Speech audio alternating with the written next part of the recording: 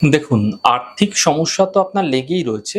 আর্থিক সমস্যা সমাধানের জন্য বহু পরিশ্রম করছেন, বহু প্রয়াস করছেন, কিন্তু আর্থিক সমস্যার সমাধান দেখতে পাচ্ছেন না। আর্থিক কষ্ট ধীরে, ধীরে যত দিন যাচ্ছে তত চরমে চলে যাচ্ছে, তত খারাপ হয়ে যাচ্ছে। এরকম ক্ষেত্রে আপনাদের কি করণীয়?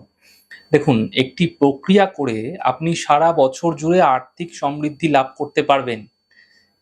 কি করবেন? দেখুন, কোজাগরী লক্ষ্মী পুজোর দিনকে যখন পূর্ণিমা চলছে, এই পূর্ণিমা চলাকালীন আপনারা একটি ধানের কুনকে দশকর্মার দোকানে আপনারা কিনতে পাবেন। এটা ধানের কুনকে কিনে আনবেন। এর মধ্যে ১ মুঠো ধান দিয়ে দেবেন। সামান্য আতপ চাল দিয়ে দেবেন, ৫টি গোটা হলুদ, ৫টি লক্ষ্মী কড়ি, ৫টি গোমতী চক্র, ৫টি পদ্মবীজ এবং একটি রূপোর কয়েন অবশ্যই দেবেন।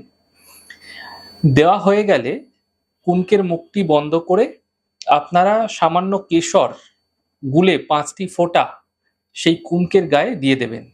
এরপর এই ধানের কুনকে মা লক্ষ্মীর সামনে রেখে, যেরকম আপনারা মা লক্ষ্মীর আরাধনা করছেন, পুজো করছেন, উপাসনা করছেন, সেরকমটি করুন।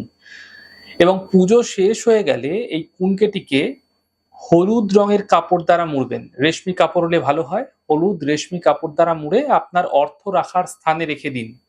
দেখবেন সারা বছর আপনারা অর্থনৈতিক যে অভাব বোধ করছিলেন তা দূর হতে দেখতে পাবেন এবং আর্থিক ক্ষেত্রে আপনার জীবনে শ্রীবৃদ্ধি অবশ্যই আসবে। এই সহজ প্রক্রিয়া আপনাকে আর্থিক ক্ষেত্রে বিশেষ লাভ এনে দেবে। এই প্রক্রিয়া প্রত্যেক বছর করে যান।